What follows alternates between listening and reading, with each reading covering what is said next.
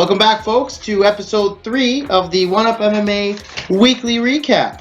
I guess the first thing we should start with, got a couple of told you so's. Yeah, if you remember the Conor fight, I already gave you the I told you so for that. The JDS versus Blades. I mean, I predicted the winner, I predicted the onslaught, but I didn't think it would happen on the feet. And I would love to dive further into that fight because there's so many great things to say about Blades in that fight. That guy is just, man, he puts on a show. And to do it on the feet in JDS's world, I mean, that was crazy. But again, this is old news now, especially in today's world. This is like ancient news to everybody. But I did just want to say hats off to Blades for that performance. And wow, that was nuts.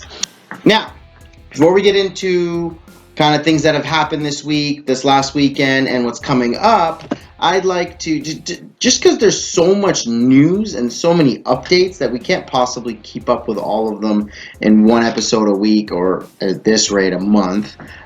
Even when we get weekly, I'm hoping to do this daily one day. I'm hoping to do this full time and never have to goddamn work again and send goddamn produce to everybody. Oh, you want my lettuce? You want my cucumbers? You want my... I figured it would be great to just kind of take some snippets for you and just throw them at you, quick kind of updates, headlines, whatever you want to call them, and just so we can knock them out, and just so I can just scratch this itch of like, I gotta tell them about this, and I gotta tell them about that.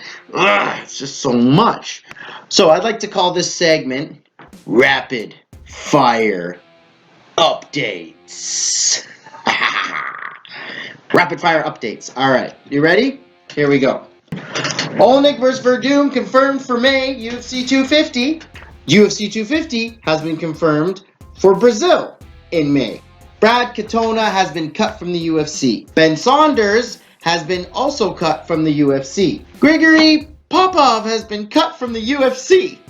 13 fighters in the last 2 to 3 weeks have been cut from the UFC. What's going on? I'll tell you. It's the Contender Series around the corner. I mean, it must be, because they're clearing out all these spaces now. One more to throw at you. Musasi vs. Lima is also confirmed for May 9th. Can't wait for that one. Ben Saunders? Kind of surprised me, not gonna lie. It's a cutthroat business out there. Juan Adams is also out, but he wasn't, I don't think he was cut. I think it was more of a voluntary thing. But I didn't get the full lowdown on that. I just saw his post saying, talk to my coach, we're out. I'm out of the UFC. So we'll see how that transpires. Coming up this weekend, we have a lot of exciting stuff. But one thing I'm really excited for, aside from obviously UFC on ESPN Plus 26, Felder versus Hooker. Great fight. Great matchup. I love when two guys that are just a nose hair above each other or below each other go at it. So we got number 5 versus number 6, which always excites me to no end. But we've got also, outside of MMA, still a combat sport, the rematch is now finally here. It is here. We are all being treated as fans of combat sports, as fans of boxing, as fans of just live entertainment in general. We are being gifted, people. I really can't emphasize enough how much I appreciate these two going back at it and going back in there to put their ego on the line, their belts, their reputation, you name it, against a guy they had a draw against. Like, it's just, I'm in boxing heaven if there ever was one. My predictions on this, they were as they were in the first fight. I've got the Gypsy winning by knockout. I'm going to say late in the round, so between rounds 8 and 11. I'm going to say round 9, Fury puts Wilder away. I know what you guys are thinking, but Wilder is the knockout king. He's the bomber. He's got the bomb in his hands. But knowing Fury, knowing what he's been through, knowing how skilled that guy is, he's got the footwork of a lightweight, and he's massive. Knowing what I know about him, he'll want nothing more than that knockout. I don't think he's going to want to even, because he knows that the hardcore boxing fans are few and far between now who can really appreciate a technical, craftsmanship in front of them where he just puts the work to the guy and scores with the judges and really just works. Everyone, oh, he wanted controversy. He knows he needs to knock him out. And I think he can do it, and I think he will do it. When Fury was knocked down the first time in their first fight, he got back up and won that round. So, I mean, do I agree with the draw? No. Do my friends disagree with me? Yeah. But I stand where I stand. And I think Fury's going to take it in the 9th. Maybe the 10th. Good luck, Fury. Make me right. I'd love to say I told you so again on my own show. UFC ESPN Plus 26. Felder versus Hooker. I'm excited for this. All right, first we're just going to start with the main event. Just to give it to you guys, give it to you quick. Yeah, I got Hooker winning this one. It was tough. It was really... I really like Felder. I think if anyone's going to take out Hooker, it should be Felder. But Hooker's just so tough, man. I mean, his last fight against Iaquinta, just brutal. Just 5, and we're going to get 5 rounds? Wow. I'm not saying Felder's not tough, but I haven't seen it displayed as much as I've seen it with Hooker. As far as how I pick my predictions, I try not to go with my heart because, like the Conor example that I gave you all, I would love to say Conor because, Cowboy's my man, Cowboy's the best. But I knew mathematically and realistically, fight-wise, Conor had it, and that's the case. So, in this case, same thing. I do want to go with Hooker. So I really had to put these guys to advantages and disadvantages list, really. So the advantages I feel Hooker has, some of them are physical. He's got a 5-inch reach advantage, which is pretty significant in a game of inches. When you mix a 5-inch reach advantage with good hands, hand speed, all that stuff, you got a pretty good chance of winning. On top of that, I do feel age does have an impact because it just does. So with Hooker being 5 years younger and Felder at, 35 now, there is a point where your body, your reflexes, your reaction time, all that stuff starts to slow down. Regardless, I don't care how long you've been working out, training, it's still going to be better than the average human being walking through the mall.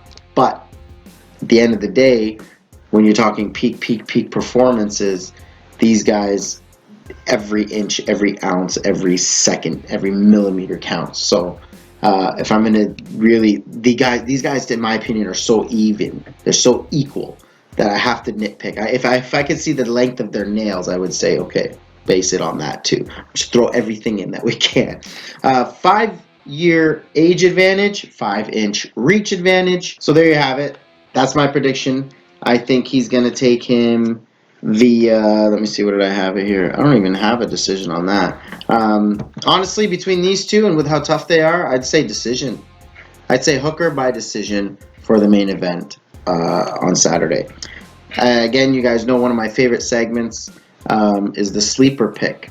This is a sleeper fight, a fight that no one's really talking about, no one's really promoting like crazy. Obviously, they're not huge names, but I think it's one of those fights that is going to shock people, and people are going to be talking about it after the event.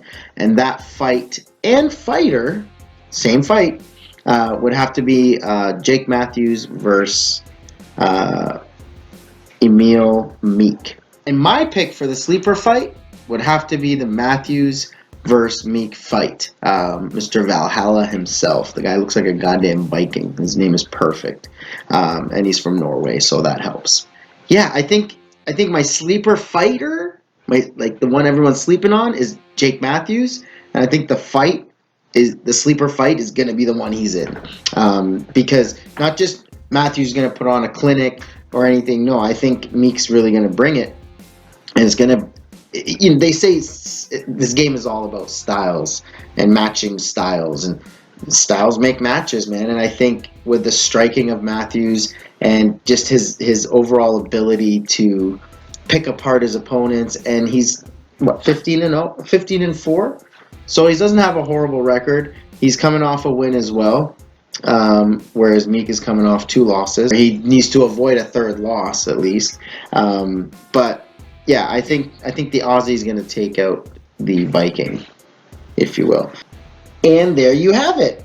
That's episode 3 for you. We've given you our predictions for Fury Wilder. We've given you our predictions for Felder Hooker. We've given you our sleeper fight and sleeper fighter. And we just appreciate that you even took the time to watch this. So, like, subscribe, comment, share, do all those things, or one of those things, or all of those things at once, and do it again. The more support we get, the gooder it is for us, and the more we can put out more content for y'all. And honestly, thank you to everyone who has been watching and following and supporting us all along. It's been a heck of a ride. We put up our staff picks, as you know, Friday, usually Friday before our Saturday fight. So depending on when you're watching this, it's either tomorrow or the day after. So all of our staff picks will be up there at 1UpMMA.com. So don't forget to visit us on the website. On the website, we actually do a lot of analytics. Check out the From the Vault series that Justin does. He digs into the vault of some of the bigger, more classic, memorable fights, and he just dives in. And it's a really fun read because it takes you back, if you were a fan at the time, to the time in which it was happening and all the excitement. And if you weren't a fan at the time, it's a really good history lesson on some of the kings that have done it before today's fighters. So, looking forward to bringing you guys more episodes in the near future. So again, thanks for watching. I'm your humble and gracious host, E, and this has been another episode of the 1Up MMA's Weekly Recap. Peace!